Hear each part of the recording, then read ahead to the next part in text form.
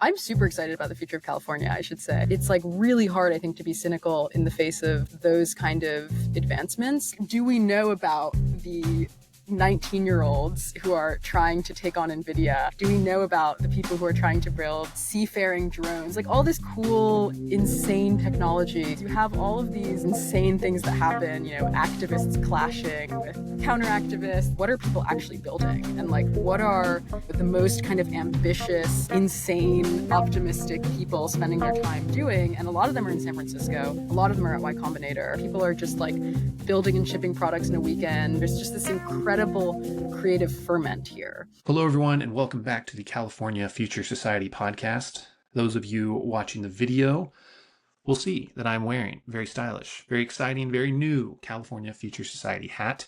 This was one of one. This was the first test, but I'm very pleased with it. I will be ordering more and making them available in some fashion. I haven't decided exactly how yet, but it will be for people who subscribe to the newsletter. So go to californiafuturesociety.com and subscribe. I'm really excited to share my conversation with Sanjana Friedman. Sanjana and I talk about her past writing focused on local politics in San Francisco. We talk a lot about her current work at Y Combinator and the future of technology. Sanjana is very bright and insightful. What I appreciate about her is that, as she says at the very end, she's very optimistic and excited about the future of technology. She's also grounded. She's open to discussing some of the harder questions that people have about technology and where things are headed with AI. So I found that really refreshing. I enjoyed talking through it. If you're someone who thinks about the future of technology and you follow a lot of the exciting startups at Y Combinator and elsewhere, you're going to love the conversation and hearing her thoughts about how to get people more excited about the future. With that, here's Sanjana. I'm really excited for this. We've spoken, I think we first met a couple months ago when I was first talking about this project, and a mutual acquaintance put us in touch. Really excited to talk to you today. I know you wear a lot of different hats between YC and others. When you introduce yourself and someone at a party says, Sanjana, what do you do for work? How do you explain your different work? I mean, I usually just say I'm a writer. Writer feels like the most accurate description of what I do. I mean, so I used to be a full-time staff writer at PirateWires, and I was on their San Francisco beat. I, for several months, wrote a newsletter called Dolores Park, which came out every Tuesday or Wednesday, and it was basically kind of a roundup of all the news stories in San Francisco. And then separately would write these long-form pieces about, I usually describe it as like the craziest shit that was happening in San Francisco politics. So it was like the most like egregious, misuses of political capital that you can imagine. The let's give, $10,000 grants to like random queer line dancers to get, facials, that kind of thing. That's like really only a kind of like vague exaggeration. It's very much like the kind of thing that was happening in San Francisco. And yeah, so I was at PirateWires. I had a brief stint at Product Hunt where I was, doing sort of marketing content for them. And now I work at Y Combinator on their media team. And, think a lot about our editorial strategy. I help script some of our YouTube videos. And yeah, just got started a couple months ago. So sort of still getting the lay of the land. But yeah, primarily a writer. I know when we were first speaking, I was asking you about writing as a means to an end versus writing as a craft in and of itself. And that was one area where I felt like we differed. Was for me, as like I enjoy writing, but I see it as a means of achieving other ends. And you were saying you just enjoy the craft of writing. Also, you see the utility in it. But that was something that stuck in me and something that I feel like I see when I read your past work. Yeah, it's funny. I mean, I've taken a very like bizarre route to where I am. I mean, I don't know what a like conventional route would be, but my interest in San Francisco politics was actually a function of my old boss, Mike Solana's interest in San Francisco politics. I mean, Mike, has written about SF for years. And when I was working at PirateWires, I was initially just writing about like, internet culture. And I think the first piece I wrote for them was on something called transmaxing. It's like this phenomenon of these incels who transition so that they can have more opportunity in the sexual marketplace. And so like nothing to do with San Francisco politics. I just loved writing.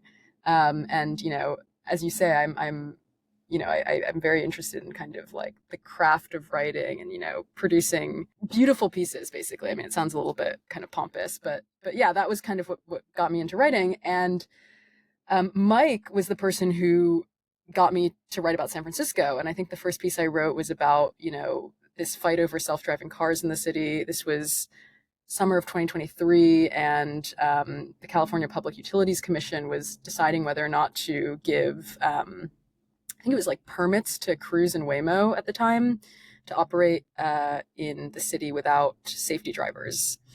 And there was all these like strange political machinations where you had, basically people who were very beholden to transportation unions intervening and trying to sort of spread what we thought were, distortions about self-driving cars. And then after that, I wrote about Dean Preston, who was this very progressive supervisor in San Francisco. And then I was kind of off to the races writing about the city. But yeah, I didn't, it's not like I grew up in Philadelphia actually and moved to California for college. And so I didn't really have like, this interest from the outside in San Francisco politics. But when I started writing about it, I realized, wow, this is like a totally fertile, you know, this is fertile territory for a writer because you have all of these like larger than life villains and these insane things that happen, activists clashing with counter activists, and then it turns out all of them are astroturfed, and just all this like crazy that would make really great content for like reality TV. I think. Now, it was funny. I was watching one of your old podcast conversations about the self-driving cars piece and talking about the Instagram account about dogs implying that dogs were getting killed by autonomous vehicles when they weren't really, some of those astroturf type tactics that, I Yeah, thought about having been in public affairs for long enough to have been on both sides of some of those efforts. So yeah, I was chuckling as I was watching that old interview ahead of this. And going ahead, I want to get into the role of tech in culture and some of like bigger picture questions and thoughts, and both at strategic level for what you do at YC. But while we're on PirateWires and thinking about San Francisco politics, I was curious, now that you have a little bit of distance from that time, that period, what are some of the different themes and threads that you see across your work? Because I have a few ideas, but I'm curious if you've thought about that. no, I think that like in retrospect, what I was really looking at in a lot of cases was, what specifically happens when you have these situations um, where everyone, like these kind of like bureaucratic overgrowth, and everyone involved, like all the stakeholders, to use, uh, government parlance, are all kind of perversely incentivized to just maximize whatever their own best interest is. And they like really don't need to care at all about what the kind of broader outcomes of just, selfishly maximizing for their best outcome is. And so, I mean, the themes, I guess, um, the beats I was kind of on were homelessness in San Francisco, and specifically, I guess there was kind of like this almost philosophical exploration of like the housing first approach to homelessness and why structurally this can never lead to, zero unsheltered homeless people on the streets, because you're just kind of always incentivizing people to come to the city, if you know, are providing them with potentially indefinitely subsidized one bedroom, and, syringes delivered to their tents and all these kind of things. But then also just looking at these like very concrete case studies of like, what happened in San Francisco in the pandemic when you put all these homeless people in hotels, and, the things that we were optimizing for at the time were just like COVID cases, right? Like how many people had COVID, and it's like you have all these homeless people who are on fentanyl in hotels, overdosing and like trashing the hotels, and we're just happy that like no one has COVID. It's like just like none of we're not optimizing for the right metrics, right? So there was homelessness, and then of course there was all the nonprofit That stuff, was the which is piece I all was thinking very, about. Yeah. yeah, all very connected to the homelessness, because of course, we have this very bizarre way of kind of farming out, the actual provision of these homeless services to this vast array of nonprofits. But I was also looking at, some of the kind of, these identitarian, movements that sprung up around 2020, where you had the city giving all this money to these nonprofits that said they were going to do work for the Black community through this program called Dreamkeeper, which, by the way, and we can get into this later if you want, has since been completely. I mean, the head of the former head of Dreamkeeper is now, I think, under criminal investigation for like misusing city funds in pretty remarkable ways. But yeah, I mean, basically, just looking at here you have the situation where you get these nonprofits and you're giving them money to solve a problem, but no one is actually there's no consequences if the problem isn't solved. And in fact, the way you're measuring how we're solving this problem has nothing to do with like actually solving the problem. Like, you'd have these government grants being given to mental health nonprofits, and the metric they would use to track their progress would be how many people came to their events.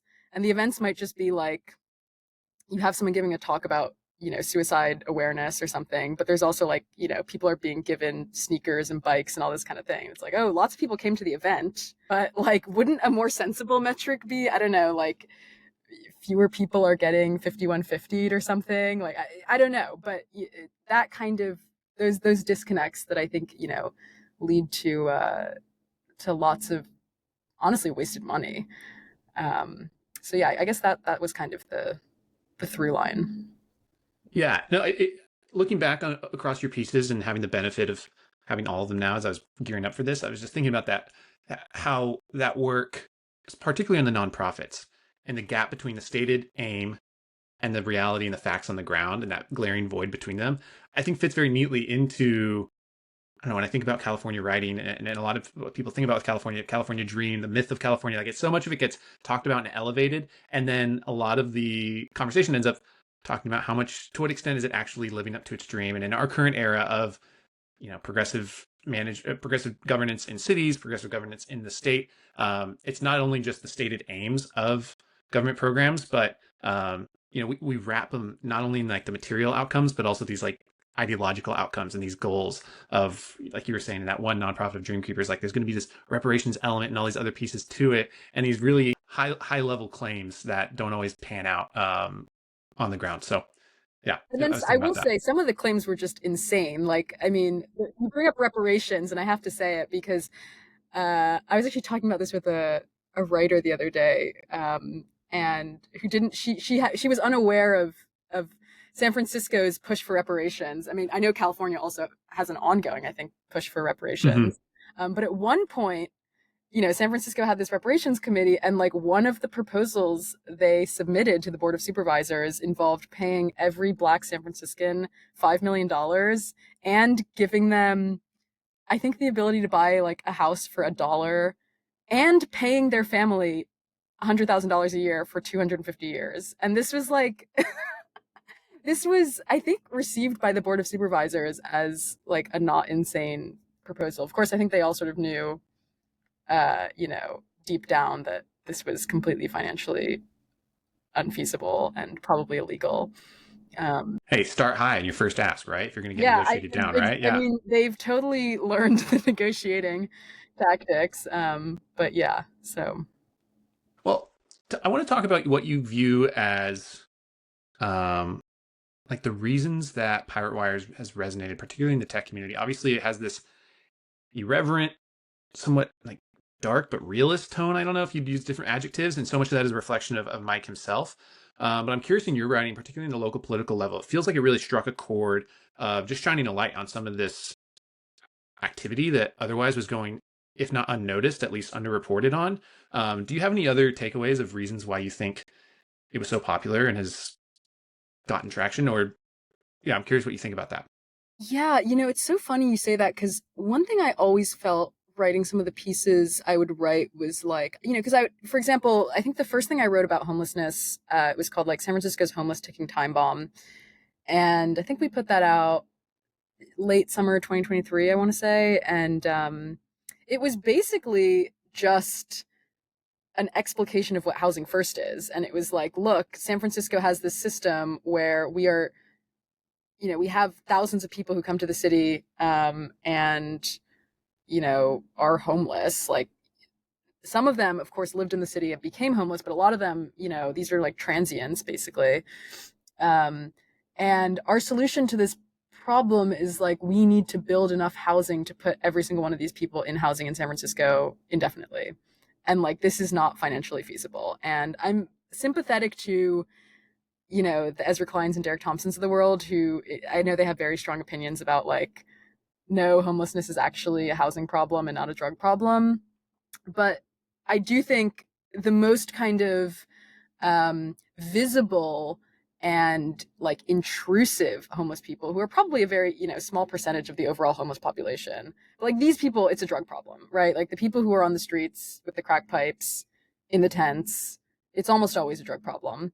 And that piece was basically just like, here's the approach we're taking. Isn't it kind of crazy that we think this is the right approach to take? And like, oh, by the way, Housing First explicitly says that you can't make this housing sober. Like you have to allow people in, even if like, crack pipe in hand, they can go into the SROs. And that's why like the SROs in the Tenderloin here are, so terrible in part.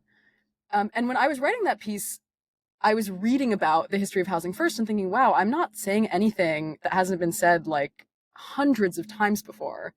In, basically like very, very similar language and strongly worded. But it resonated a lot with people. And I think part of it is just, we live in such a kind of noisy information environment right now. And like San Francisco is a city of transplants. Like lots of people come here from all over the world. They don't really, people come and they don't know the kind of political context of the city they're moving to. And I think, the pieces I was putting out were just kind of, I think, kind of like succinctly explaining a problem that lots of other people had been talking about for a while, but just kind of directing people's attention to those problems. And I think that's something that, like, I think that's part of the reason why PirateWires resonates a lot with people, is because, like, a lot of the pieces are just like, here's this phenomenon that you've seen people talking about a lot on Twitter, and, like, you probably know instinctively maybe is happening, right? Like, that there's a reason why all of these addicts are like on the street in Civic Center downtown in San Francisco, right? And they're not on the streets like this in, I don't know, well, I guess they are in Austin. I was going to say Austin, but like, I don't know, maybe Miami or something. Um, and you sort of can intuit that there are some incentives, right? But to actually see these incentives laid out and see, okay, wait, these nonprofits specifically are bringing needles to their door, and oh, by the way, they can get general assistance payments if they live in the city for like 7 days, right? Like a tourist could theoretically get general assistance payments. um I think that was what was powerful for people. And then also, of course, PirateWires, we would frame articles in a very polemic way, which I think, makes sense for their audience. But we would not pull punches. It was like almost taking time bomb. I think for Dreamkeeper, we got a lot of shit for saying we called it like the racial equity cash grab. And people were like, this is like a dog. Yeah, never a shortage of grabby headlines from Yeah. PirateWires. Yeah.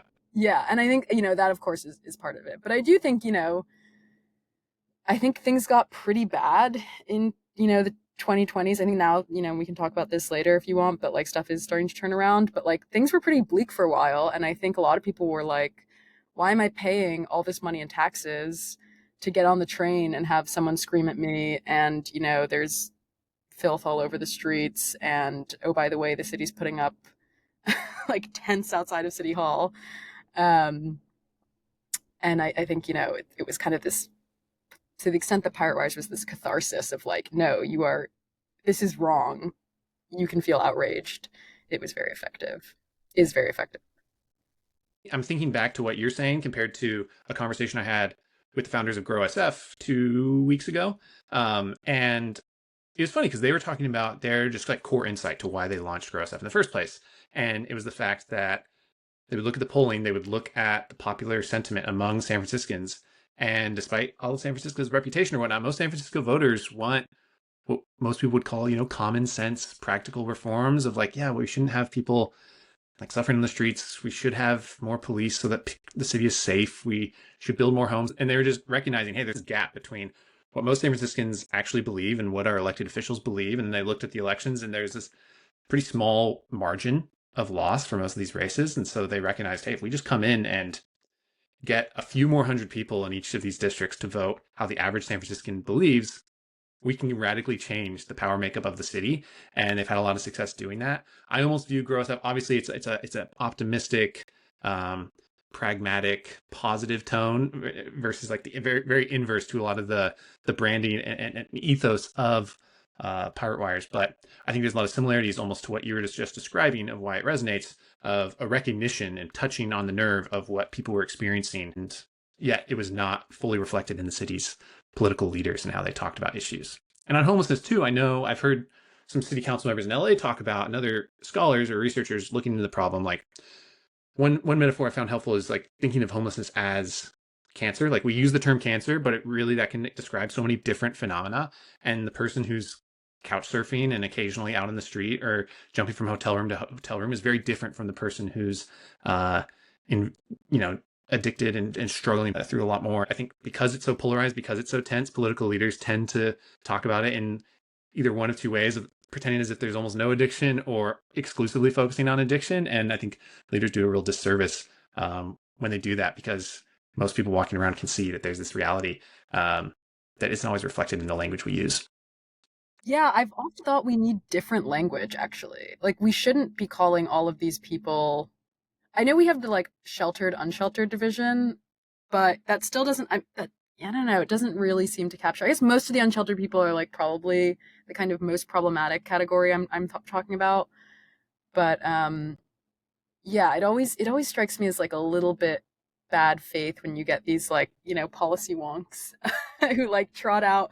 They're like, no, no, no. Actually, you don't need to be upset about the person who's like resolutely sleeping outside your door and like screaming at you and just like going through your trash and all this kind of stuff, and, like smoking crack in front of your kids, because like studies have shown, pushes up glasses, that like Yeah. most of these people are actually natives to the area, and just Yeah. that job and all this stuff. It's like, okay, we're talking about different. Well, let's shift gears a little bit and start talking about tech and some of your work, and also just big picture. I'm curious your thoughts about the relationship of tech to California culture, to the California identity, particularly in San Francisco. Um, and I'm curious, like, what gets you most excited about your work at Y Combinator, and where do you see the role of sharp writing, of well-crafted prose and narrative framing, and what gets you excited about the work you're currently doing? So I guess there's several questions in there. I think starting with the last question you asked me about like what gets me excited specifically about what I'm doing. I think that there is still a real dearth of like techno optimist media, and like we've got lots of like the meme is out there, right? The like you can just do things, the accelerate, the kind of like it's time to build. All these memes are out there, and those are great, and I think those are important. But I do think that there's still like a real dearth of, okay, media that's looking at what are people actually building, and like what are the most kind of ambitious, insane, like optimistic people spending their time doing. And a lot of them are in San Francisco, a lot of them are at Y Combinator. Um, and, to the extent that I can be useful in kind of transmitting some of these stories to a broader audience and getting more people, I think really to turn away from cynicism and kind of not just like, we all know the stories of the high speed rail to nowhere. We know about like the legalism run awry and like all this kind of stagnation and that kind of thing. But like, do we know about the 19-year-olds who are trying to take on Nvidia? And like, do we know about the people who are trying to build like seafaring drones? Like all this kind of cool, insane technology is being built in San Francisco. It's being built in Southern California. Um, Obviously, there's a very, very rich historical through line in California history with this. I mean, the military industrial complex, not in the pejorative sense, but in the literal, like, the sense of Yeah. Yeah. the wedding of, defense technology and the government was born in California. And yeah, so I think that like it's really an exciting position to be in as a writer because I'm not beholden to any of the kind of like, I don't know, weird shibboleths of like mainstream media where, you know, you have to cover things in like an objective way and you have to just do reporting and stay objective. Like, you know, um, we can put out essentially propaganda, like good propaganda that's trying to get people excited about building. Um, and I guess I would, you know, specifically like to really get deep into what the technology is. And, you know, I have some ideas for stuff, you know, in the next few months that I hope we can do. But, you know, really, you know, kind of trying to get a little bit deeper than the meme and into, you know, what does this actually look like in practice? What are the things we need to build, you know, in robotics? What are the things we need to do in manufacturing, AI, like, you know, all of these like really, really exciting and very fast developing frontiers. Yeah, well, it definitely resonates with me, and part of why I'm doing what I'm doing is I felt myself getting in I'd say a trap of being too cynical in some of my writing and my reflections and wanting to get more positive. And so intentionally taking a very optimistic, earnest tone in some of my branding and identity around this effort. I'm curious, let's dive in with like, what do you think are the characteristics of good propaganda for tech? Things that get people excited? Because one thing I was thinking about techno optimism versus techno pessimism is like I think there's an inherent structural advantage to techno pessimism. It's so much easier to write a Black Mirror episode because the tech can kill you, right? Like the Terminator can shoot you in the face. Versus like in techno optimist stories, it's the suit that enables Iron Man. It's the technology that enables human progress and development. The technology itself is typically not the hero. Maybe an Iron Giant or something like that. But what are some of the characteristics that you think make a good narrative structure story? How do you get people excited about what's on the frontier? Yeah, I mean, I think that well, first of all, AI is a great kind of case study in like you know, the importance of actually constructing like a techno optimist narrative around an emerging technology so that you don't, first of all, so that you don't get like regulatory capture to immediately destroy it, and second of all, so that you don't freak out, you know, everyone who's not at the immediate cutting edge of building it and make them think that, you know, this technology is going to make them completely obsolete or turn them into I don't know, zombies or something. I guess, I mean, you sort of alluded to this, but I think human centered stories, like a story that is kind of centered around humans having agency over the technology and, you know, instrumentalizing it to their end, right? Like we having mastery over the technology, um, and sort of making people feel that I think is very exciting because yeah, the Black Mirror trope is all about, you know, we are like kind of unwittingly being controlled by this technology, and it is like I always think about the Black Mirror episode about like the social scores, right, where everyone gets a score depending on their behavior, and that's like that kind of encapsulates it, right? It's like you are basically just being programmed by this thing, and you know, in some ways, we've had examples of this happening, very vivid examples of this happening in the past 15 years with social media. Like, I think all of us kind of resonate with some version of the, you know, you feel like this is kind of making you out of control, right? Like you want to do things that you can't explain. Like, why are you spending all this time scrolling on TikTok or Twitter or something? When you want to be spending time with your family and like, you know, this thing feels like it's programming your desires.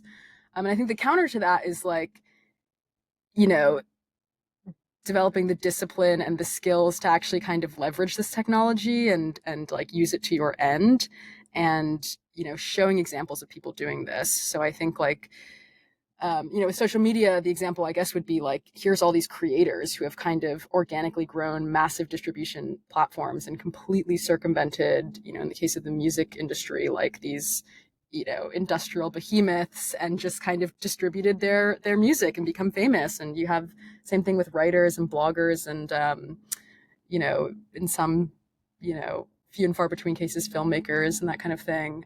And with AI, it's very similar. You've got these highly leveraged, like young engineers who are basically building and deploying applications that even 2 years ago would have required like a team of dozens of people and lots of capital. And those are the exciting stories, right? Is like, hey, if you are just an ambitious kid with access to a computer and a good idea and a willingness to kind of work hard and like put your work out there, uh, you could become you know rich if you want to. You could change people's lives if you want to. Like, there's lots of different ways to kind of spin that end of the narrative.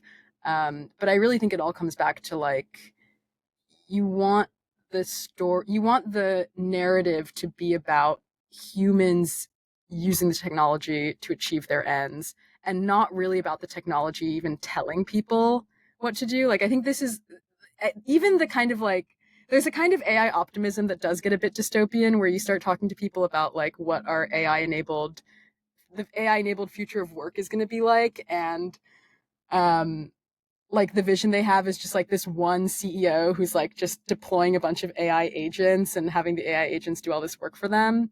And in some ways, this is like a positive vision, because, oh, you can be a highly leveraged CEO and just have all these agents doing work for you. But in some ways, it's like really disturbing, because, oh, you don't have like colleagues, I guess, and like you're just building this thing alone. And I don't know, like, what is, ChatGPT's your colleague and your yeah, therapist and your water cooler banter about the football game. Yeah. yeah, and like, right, what is the kind of future of like all the like synergy that you get at a company with humans working in person, like all this stuff that now feels so precious after it was like wrested away from us during the pandemic. Are we hurtling toward a world where this is obsolete? And I think that's something that does not make for a especially compelling techno optimist narrative. Yeah, I think that's so true. I mean, my day job is focused on tech policy, particularly AI policy right now. And your point about social media, I think, really is important because we're in this moment where there's the wave of enthusiasm around social media that tide has since turned, and those fundamental questions and the default assumption that it's not healthy for us in the way that it's structured, the algorithms and whatnot. Like, that is the default framing that a lot of people, intelligent people, bring to AI. But I think AI has so much opportunity. I'm very bullish on it for a lot of the reasons you just mentioned. But it's fighting upstream against a lot of these uh, default assumptions, as well as looming fears around superintelligence and what all that means.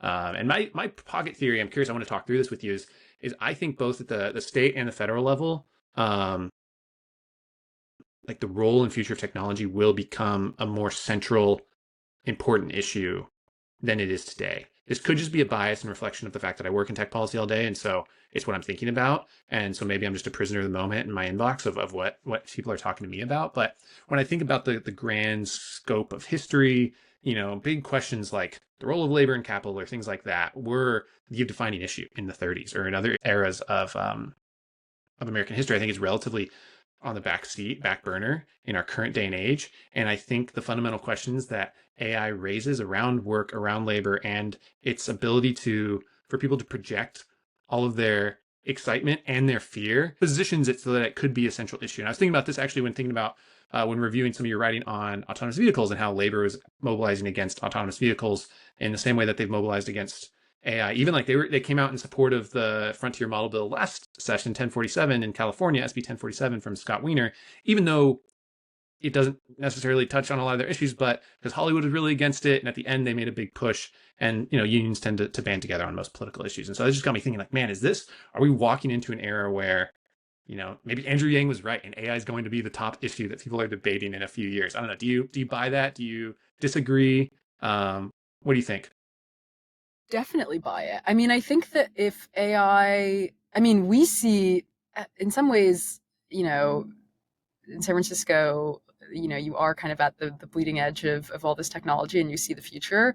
And like, AI is becoming very embedded in everyone I know's workflow, even non-engineers. I mean, I'm not an engineer and I use, AI all the time in my work. Um, we take Waymos, like, autonomous vehicles, autonomous taxis everywhere. And I do think that if AI is transformative, is as transformative as it seems like it's going to be, and I really don't see the kind of like trajectory suddenly, changing, then you're going to have these very important questions around, what do you do if thousands, hundreds of thousands, millions of people need to be upskilled? If like industries are being reconfigured very, very dramatically, sort of a la Industrial Revolution. Um, and I do think you're going to need to have very robust, you know, policy around that. Otherwise, you're going to get like massive social unrest, and maybe you're going to get massive social unrest no matter what.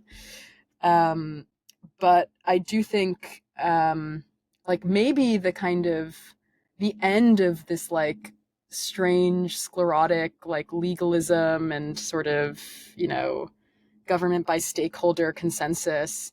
Maybe the end of that is just like we have this kind of cultural reckoning around AI where it's like, no, no, no, we need to have really muscular state policy around this. And like we need, I don't know what it would look like. I mean, I don't think UBI is necessarily a good idea, but like, some kind of like really uh, you know, yeah, muscular state intervention is probably coming down the pike, I think. Because yeah, I mean, obviously it's going to take I think you're going to have it's going to take a long time, maybe, I mean a long time, like a couple years for AI to really kind of like trickle out downward, right? Like I don't know when like I don't know, are insurance brokers, is that like a particularly like sclerotic industry? I don't know, but I don't know when you're going to see like, back office, bank uh, workers or something adopting the most cutting edge AI tools. I think that's going to take a while, but I do think it's eventually going to happen because the productivity gains are just insane. And yeah, in that case, I do think that we're all going to have to buckle up because it might get a little bit crazy. Yeah, I find myself constantly reassessing my own, I guess, just modeled how politics works, or thinking about running through different scenarios and thinking about what the future can hold. Because I think you zoom out, and ever since the Industrial Revolution and GDP skyrocketing, like on the whole, I unquestionably believe that technology has been beneficial in increasing human living standard and pushing humanity forward. But you zoom in closely, and you can see periods of unrest, of social instability, of fundamental questions because different groups get displaced in various ways. I think on the whole, it's going to be, yeah, positive, but getting there and how to get there and how to navigate that, I think will energize political groups in a lot of different ways. And I think a key theme that people, you were talking earlier about wonks pushing up their glasses and saying studies show on the whole, on average, you know, things can be this way or that way. But the realities, even for a small concentrated group of people, can really matter. I think, free trade is really hot right now. I think for years, everyone was like, hey, free trade's good, free trade's, and I'm not weighing in on that. But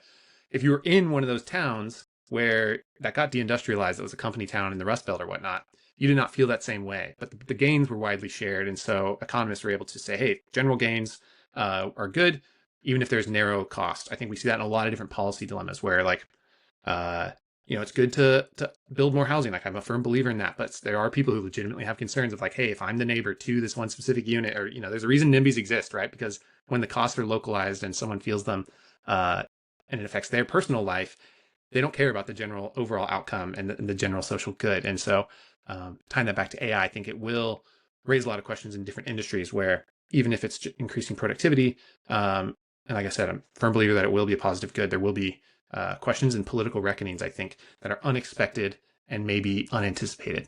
No, I was just gonna say. I mean, I've been thinking a lot. I had this very like confident prediction before Trump's inauguration that there was going to be this realignment of like political, sort of like political realignment around what I was calling the Luigi faction of like people who felt sort of like professional PMC types who felt like disempowered by AI.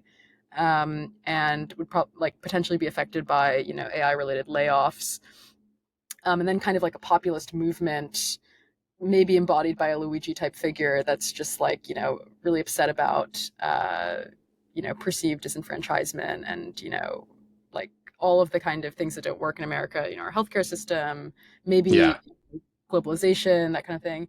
And I thought I thought, maybe that will be the coalition, but now I'm not so confident in that prediction because I think like the first few months have been like so chaotic, just kind of like news wise, and there's just I don't know. Yeah, I don't know what the Yeah, I future. stopped making projections about what the future of the Republican coalition or any coalition is going to look like a Yeah. while ago. I've stopped even trying to pretend to be able to predict it. Well, thinking, we have a few more minutes left. You were talking earlier about getting excited about certain sectors of technology. You've been at YC for a few months now. What are some of the categories, let's say unexpected categories or categories that are underrated, right? I think everyone's talking about AI. Everyone's excited about AI. So I don't want you to say AI. I want you to pick something that maybe is relatively under the radar that you think we should have more exposure on and be thinking a lot about more. That's a good question. I mean, I think like one of the I'm sort of it's sad to me that like manufacturing and reindustrialization has now become kind of tied up in like this politically toxic debate.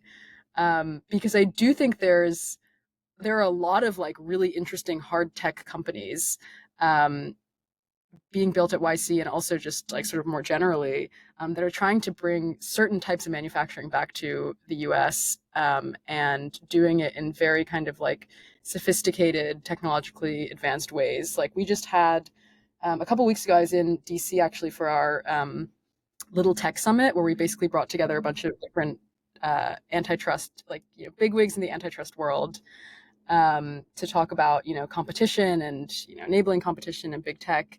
And we had lots of YC founders talk at that convention. And one of the folks who talked was a guy who he might be like my age. He's in his 20s, and he's building a competitor to TSMC, and basically sort of like trying to bring like chip manufacturing to the U.S. and but do it like with homegrown technology and manufacturing capabilities. And we also had Austin Bishop from I guess the Reindustrialize. Yeah, Reindustrialized Summit and the NAIA, I think is the Yeah, acronym for his group. Yeah. exactly. And he was sort of we were chatting afterwards, and he was telling me about the work that they're trying to do in terms of bringing back kind of or not so much bringing back, but actually building out um, you know cutting edge kind of robotics and manufacturing capabilities here, specifically for industries that are really critical to the supply chain. And I think that's really exciting. I'm also, I mean, this is kind of everything's AI related, I guess. Now that AI is like becoming so integrated, but I am really excited for some of the like biotechnology that is being developed. Like I do think this, possibility of, and I don't no specific companies come to mind, although I'm sure there's lots of people at YC who are working in this area. But like the possibility of like protein modeling and just coming out with like really, really rapid, potential like experimental drugs, um, and sort of hopefully being able to rapidly deploy them if the FDA sort of gets a little bit out of the way. That's like incredibly exciting. And I think that, biotechnology I guess it does get talked about, but I feel like you either get the kind of like you talk about biotech and you either get people thinking that you mean like Brian Johnson, sort of like quantitative self, quantified self, biohacking, which is cool and like respected Brian Johnson, or you get people thinking about like bioweapons in a lot of Yeah. cases, which is like a Yeah. really dystopian track that that can take. Um, but there's also a lot of people who are like just earnestly working on like can we develop biotech that I don't know you could give to people who have diseases that we previously thought were incurable. Could you actually reverse aging with shots or something, Yeah. and that kind of stuff is I think just like incredibly exciting. I totally agree. And uh, I think all of the advances in biotech are perfectly positioned from a cultural narrative perspective, from like a political impact perspective, because there is such discontent with the quality of healthcare. It's not a popular industry, and the idea that we can push the frontier and unlock solutions to really tragic health disparities, health issues whether that's, I mean, even like something like Neuralink is crazy to me that that doesn't get talked about more. Maybe it's just because I it's under know. the Elon brand, and the fact that someone's controlling, even if they're just playing video games or whatever in the promo videos, like with their brain, that's crazy. Like we're not talking about that enough. But and I guess, yeah, one more that's under, I think, Operation Warp Speed, our ability to like create and develop, vaccines. Like COVID became so politicized that I felt like that achievement got downplayed. But looking forward, the ability to solve rare diseases, to address a lot of these issues that we just took as natural facts of life, similar to how people took certain diseases as natural facts of life prior to vaccines or other technological innovations. I think that'll be one of the most tangible and potent things that people point to when they get excited about technology in the coming years. So, anyways, I realize we're coming up at time. One question I want to just ask you is, what we talked a lot about different tech, but is there anything that gets you excited about the future of California, or things that you're like dreaming about for the future of California and tech? We talked about getting more techno optimist media or some of the technologies that you hope to develop, but is there anything else that comes to mind to end on? I'm super excited about the future of California, I should say. I moved to San Francisco full time in the fall, and I had a very, I should say, cynical perspective on the city because I was reporting a lot about, bad stuff that happens here. But I mean, the natural resources we have here are just like unsurpassed. And I guess one thing that gets me really excited living in San Francisco and being around all these technologists is how much in-person collaboration I'm seeing now. Like, I just feel like this is a city where there's always like events happening. There's hackathons. People are just like building and shipping products in a weekend now with like vibe coding and all of this kind of stuff. And there's just this incredible creative ferment here. And people are incredibly optimistic. Like, I think the kind of the cynical, oh, we're just gonna be stagnated forever, and even the kind of like, I think the sort of disappointment in technology that you got maybe in the mid 2010s with the like, where's my flying car, sort of thing, when it just seemed like, wow, we've got these supercomputers in our pockets and all we're doing with them is like scrolling on Facebook.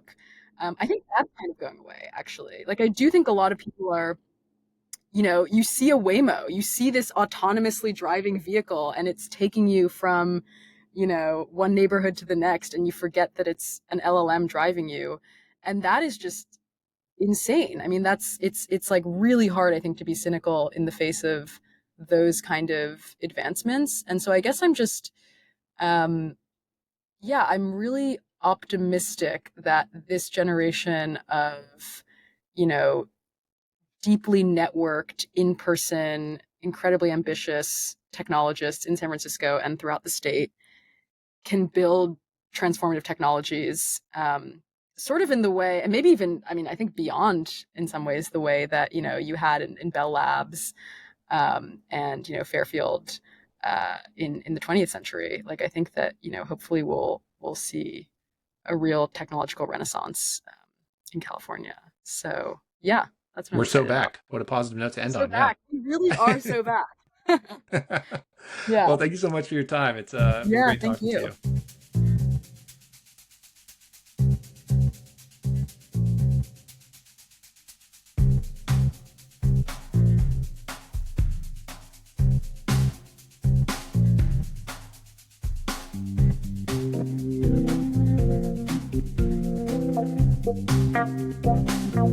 you.